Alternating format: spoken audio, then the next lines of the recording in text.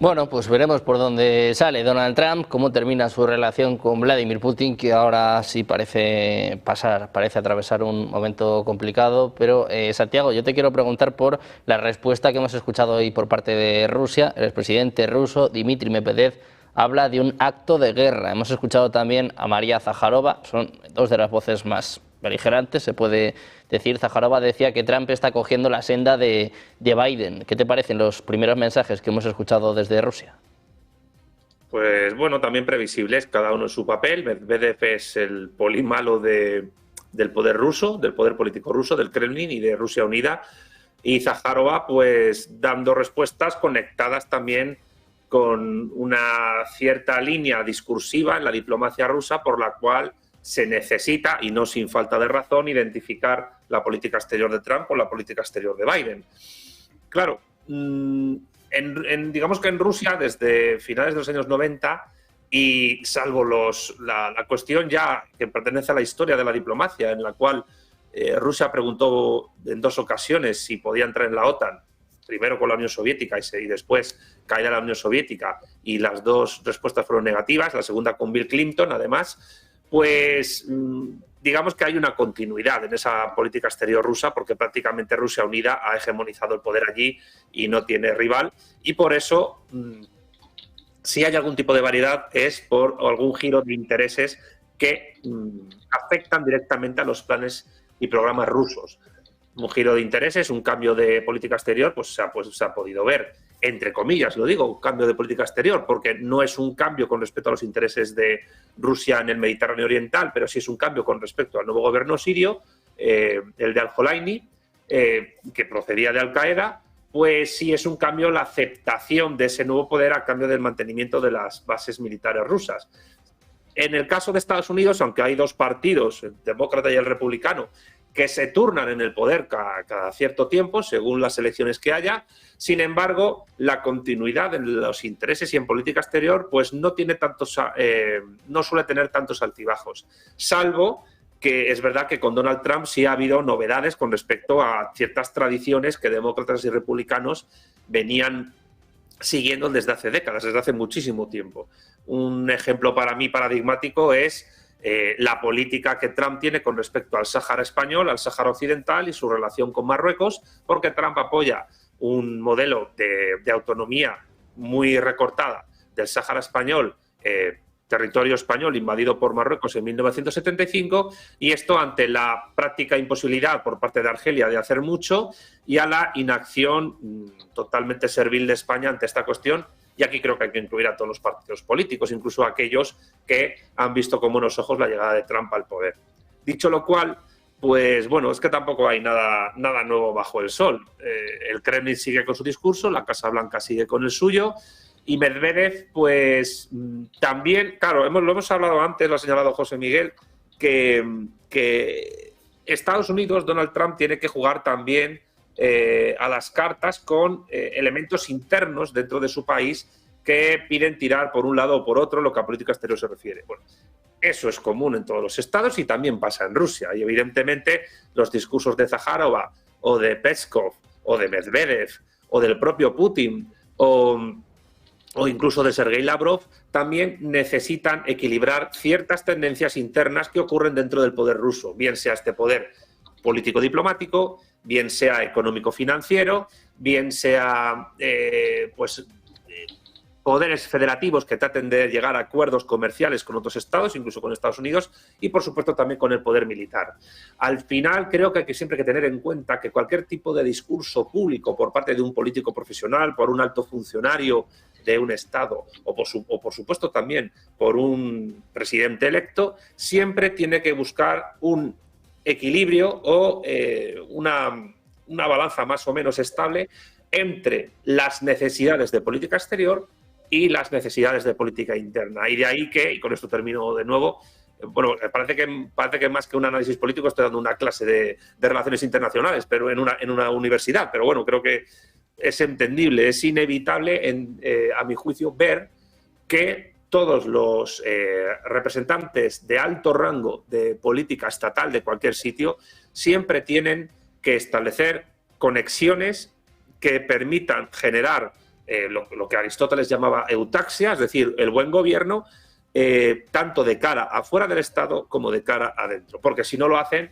lo que sí puede ocurrir es que haya movimientos internos, incluso conectados con movimientos internos, que puedan desestabilizar esos poderes. Y más en un momento tan tumultuoso como este, en el cual, creo que en esto estaremos todos de acuerdo, tanto Rusia como Estados Unidos se juegan mucho, no ya solo en lo que respecta a su posición actual a nivel de política internacional, sino incluso su situación en la política internacional, en la diplomacia y en la geopolítica en el corto plazo, en el corto incluso en el medio plazo. Por lo tanto, bueno, estamos viendo pues palabras que si uno escarba en la historia de las relaciones internacionales, pues es bastante más común de lo que parece. Lo encontramos en cualquier momento histórico.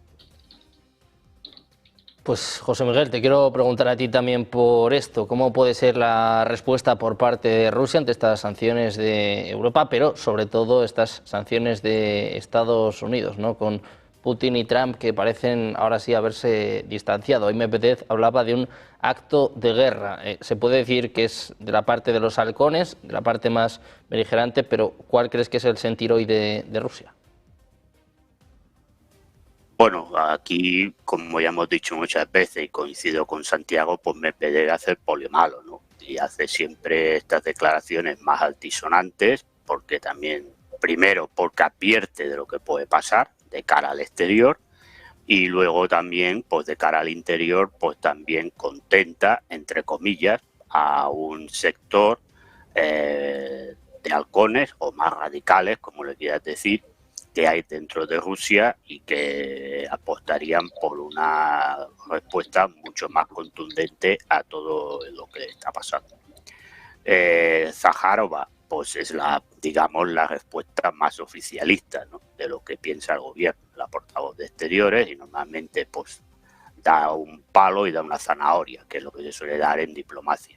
Evidentemente, pues contesta duramente porque las considera que estas sanciones, pues o el anuncio de las sanciones, que repito, luego habría que ver cómo se establecen, porque ya llevamos no sé cuántos paquetes y vemos que muchos de esos paquetes pues no se cumplen, pero sí que es cierto que el hecho ya de anunciar que se van a poner sanciones, pues es evidente que no ha sentado o no sienta bien dentro de Rusia, y más cuando la semana pasada parecía que había pues una línea directa entre Putin y Trump y que se podría llegar pues a un intento o a un inicio de solucionar el conflicto. Yo creo que aquí el tema está finalmente si estas noticias que ha dado Reuters se cumplen, porque entonces eso sí que es un golpe, repito, económico a Rusia. Y ahí sí que ya las palabras de Medvedev pues ya no contentan al sector más halcón, porque el sector halcón llegará un momento en que dirá que hay que tomar medidas mucho más drásticas. Hablamos de los problemas dentro de Estados Unidos y lo que tiene que navegar Trump, pero también lo que tiene que navegar Putin dentro del poder ruso.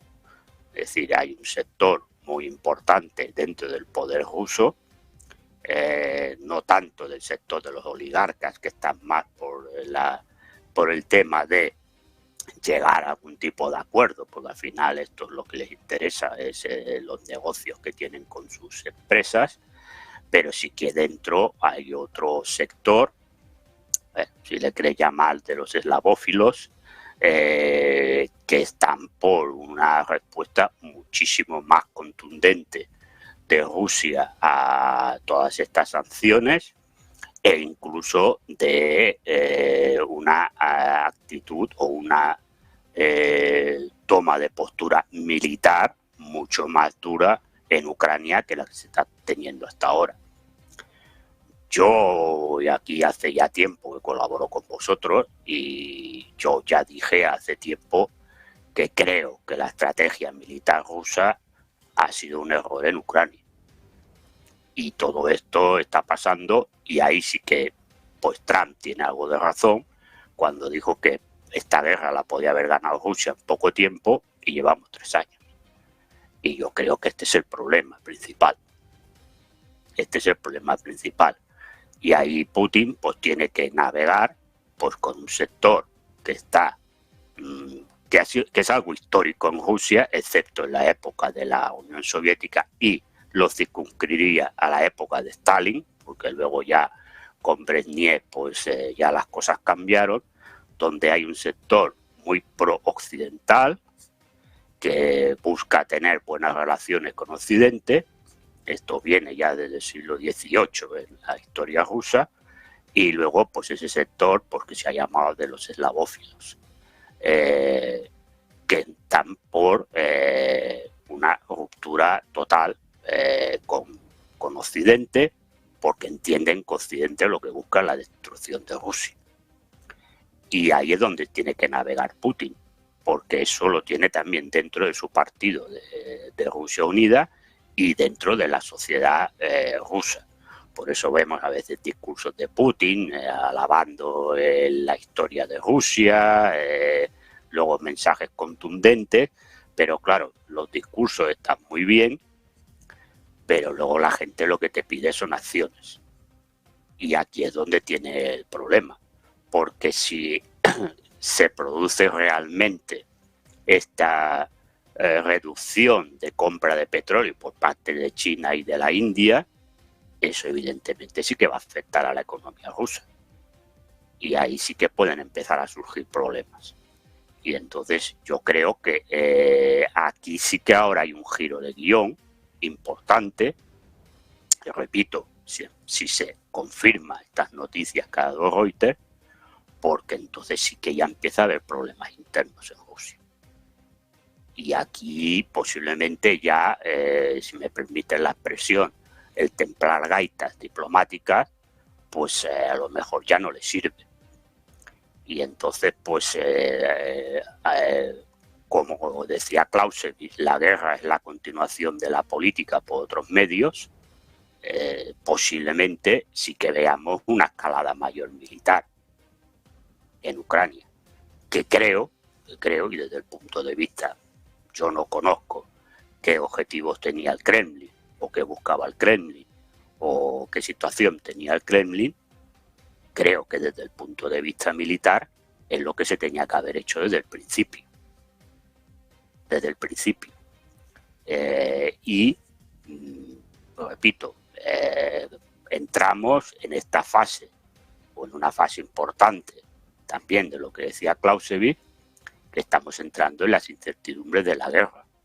Porque si al final China decide reducir la compra de petróleo y la India decide reducir la compra de petróleo, eso es evidente que eso le va a pegar un golpe importante a la economía rusa. Y entonces ahí sí que va a tener un problema, porque entonces sí que se le va a ver que a la población civil sí que le va a afectar. Y aquí ya entras en otra fase del conflicto, porque te empiezas a tener problemas dentro. Y luego, en el mundo geopolítico, pues repito lo que he dicho al principio, si finalmente se cumple lo que dice Reuters, que yo no tengo por qué poner en cuestión lo que dice Reuters, pues hombre, se demostrará que los BRICS son una FIFA. Porque si lo que pretenden es crear un mundo multipolar y un bloque que esté enfrentado o que sea alternativa a Estados Unidos, y luego al final haces todo lo que dice Estados Unidos, excepto cuando te afecta a ti más directamente, que sería el caso de China con las tierras raras, pues se demuestra en este tema que los BRICS son una FIFA, simple y llanamente.